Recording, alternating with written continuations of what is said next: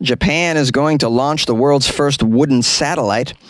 A female passenger is fined for forcibly performing oral sex on another passenger.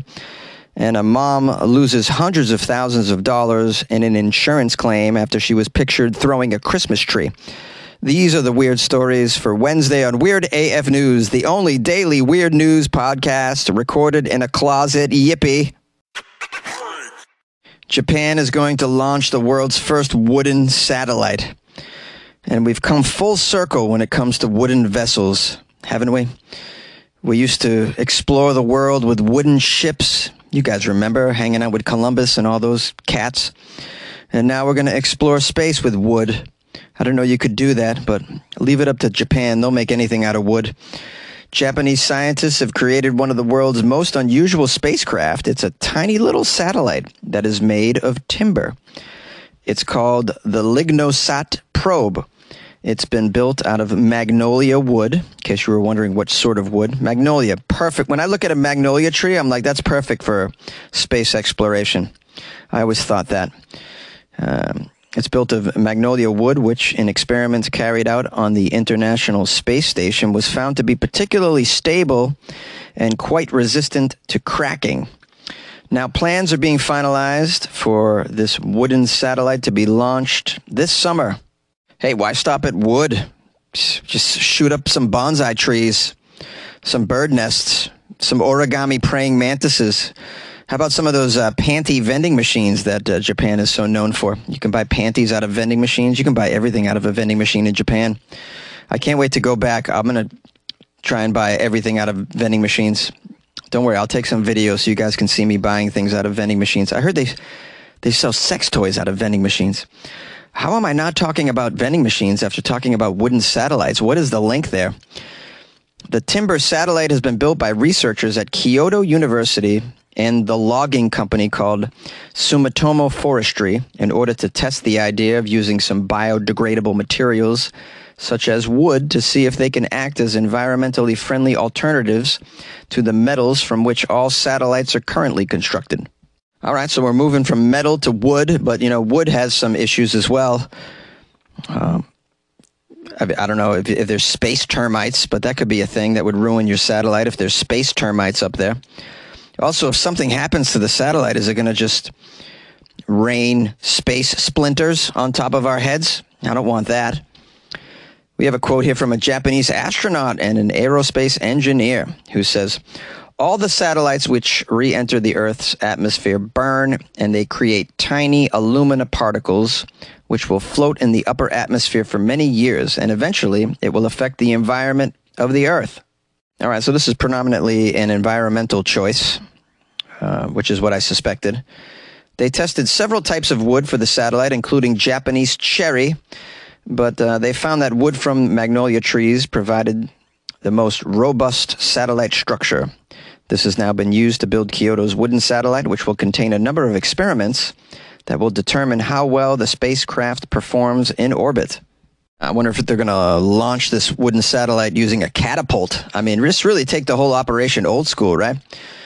It says if this wooden satellite performs well during its operation in orbit, then the door could be opened for the use of wood as a construction material for more satellites. It is estimated that more than 2,000 spacecraft are likely to be launched annually in the coming years, and the aluminum that they are likely to deposit in the upper atmosphere as they burn up upon re-entry could soon pose some major environmental problems for the Earth. It says here, this should not be a problem with satellites made out of wood, such as a Lignosat, which, when it burns up as it re-enters the Earth's atmosphere after completing its mission, it will only produce a fine spray of some biodegradable ash. That's nice. And then you don't have to worry about a satellite landing on your roof as well, I'd imagine, or pieces of a satellite. I don't know if that happens. It sounds like it would. I want to know what aliens watching us think of all of this. Probably, check it out, bro. Dude, they're using wood now. Can you look at this? LOL, wood. Come on. You know, I think the most surprising aspect of this story is that the wooden satellite isn't being launched by the Amish. That's what surprised me. A female passenger has been fined for forcibly performing oral sex on a man. You know, my experiences on these airlines has been so much different than the stories that I frequently cover on Weird AF News. Apparently a passenger forcibly performed oral sex on a man. That's never happened to me, but then again, I never flew super duper first fellatio class, so maybe that's what comes with it. A woman was detained and fined for allegedly performing oral sex on a man who tried to push her away on the plane. I can't stand sharing an armrest. Sir, you're going to have to help me get through this. We have here a 29-year-old woman named Valeria. She was riding in economy class aboard a 5-hour flight from Turkey to Moscow when she allegedly sexually assaulted her seat neighbor. We have a quote here from the Russian media saying, "She pulled down his trousers and committed violent acts of a sexual nature. Later, the neighbor stopped resisting. All of this happened in front of the flight attendants and other passengers." Wow, and to think, I was annoyed at the kid that was kicking my seat on the way to Dallas. I wasn't sexually assaulted, and I find it hard to believe that all these people just watched. The crew and the passengers just watched all this go down. If a crazy woman had my genitalia in her kisser and no one was helping me, I wouldn't even know what to think. I wouldn't believe that it was actually happening. How helpless. Now, the reports are that this passenger was intoxicated and she was allowed to finish her act. I will give oral pleasure to this entire plane if my demands aren't met to completion. How does this even go down? There's some video from the altercation on the plane showing this woman rummaging in a pile of trash that was spilled in the gallery for a $100 bill, which she then allegedly used to bribe the stewardess. Oh yeah, there's a photo of her. She's a cute blonde girl. Looks pretty crazy though. Wouldn't want to be sitting next to this maniac.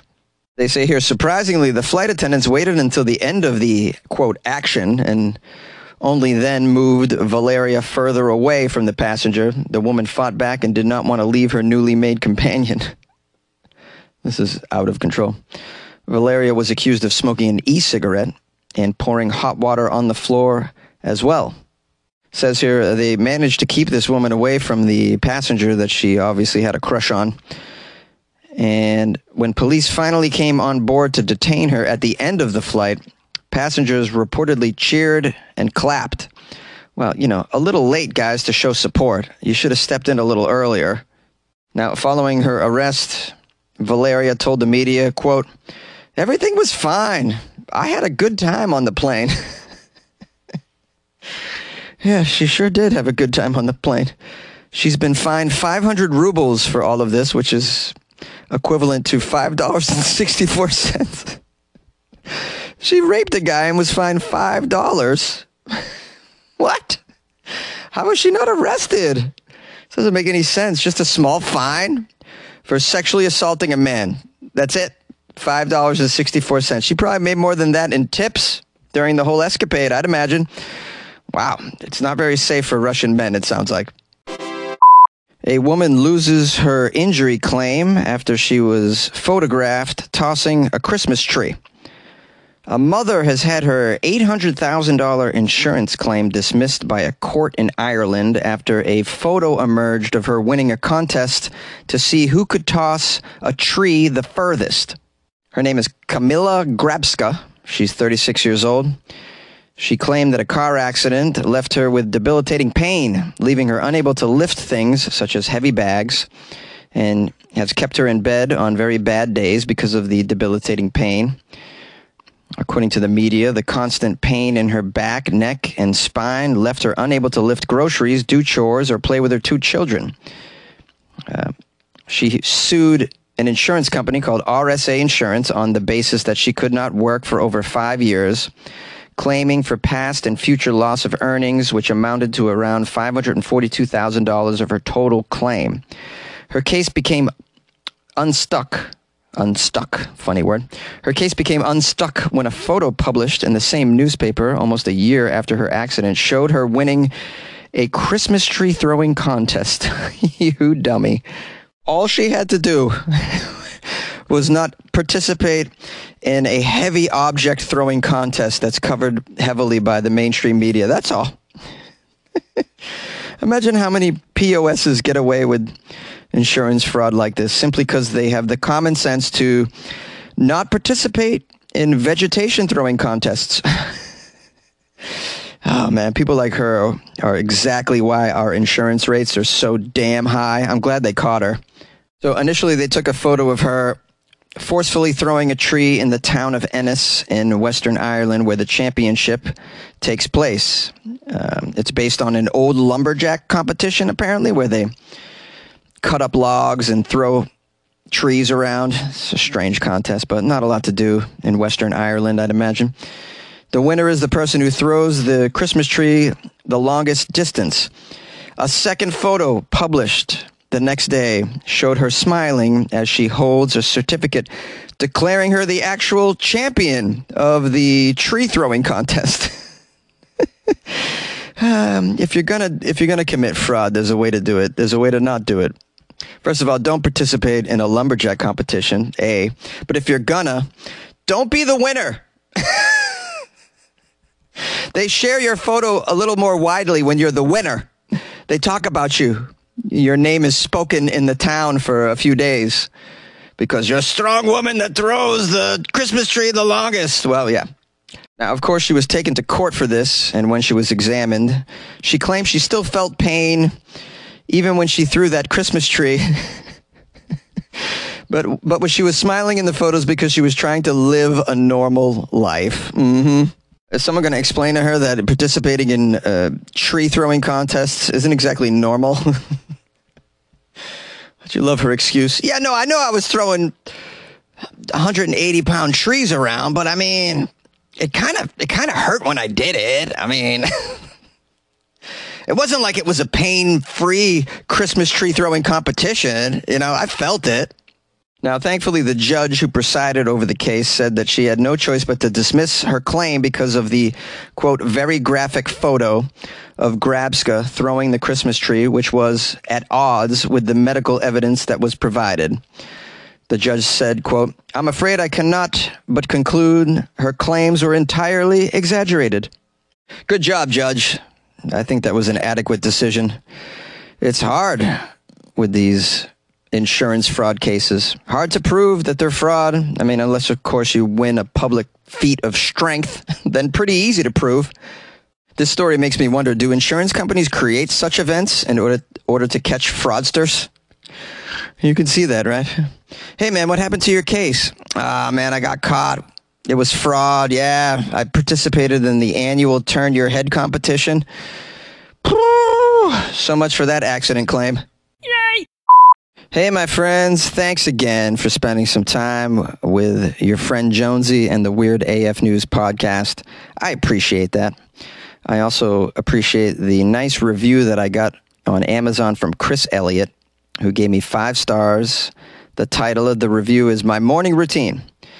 I gotta say, I love Jonesy and the way he presents the news. The weird news. This is my morning routine as I sit on the pot and listen. I'm normally a day behind since I listen in the mornings. The real neat thing is when you send Jonesy an article and you hear it on one of the episodes, it's pretty awesome. Then again, he probably got the same email from several folks. Smiley face. Isn't that a nice, sweet review from Chris Elliott? Thank you, Chris, so much. Thanks for the 5 stars, buddy. I appreciate that very, very much. As you know, I often get 1-star reviews on here, which make no sense to me, but they happen, so I appreciate that. You're helping raising my rating out of the basement with your 5 stars, and it's nice to hear that you listen on the pot. Yeah, Weird AF News is great to listen to on the pot. Am I right? Now, that could mean 2 things. You could be on the pot, like, you know, taking a deuce, or you could be on the pot, like on the marijuana. You know, the devil's lettuce, that's another pot that you could be on. You could be on them both at the same time. You could be on the marijuana, also known as the devil's lettuce, and taking a number 2. Same time. That's listening on the pot. Anyways, I'm starting to sound ridiculous on this outro, but you know, this is what happens. Anyways, I want to thank Chris Elliott. If you guys want to leave me a review, just go to Amazon. It's really helpful. You can also leave a review on Apple Podcasts. And if you're listening on Spotify, you can give me 5 stars on there. And that only takes a minute. So that's pretty helpful as well. Anyways, I had a good time. I hope you enjoyed it. Thanks to everybody who sent me articles and kind emails. If you want to call the show, I have a phone number. It's 646-450-2012. Feel free to leave a message. You can email me at funnyjones@gmail.com. If you have a relative that just died and left you some money and you would like to support the Weird AF News podcast, just go to weirdafnews.com where you can give Jonesy a PayPal donation. You can buy him a cup of coffee, or you can join the Patreon. Super cool. Nice ways to support Weird AF News. Nice ways to support a one-man operation inside a closet, don't you think? Anyways, I appreciate all the love and support. I really do. And we'll see you tomorrow, my friends. Take it easy, but take it.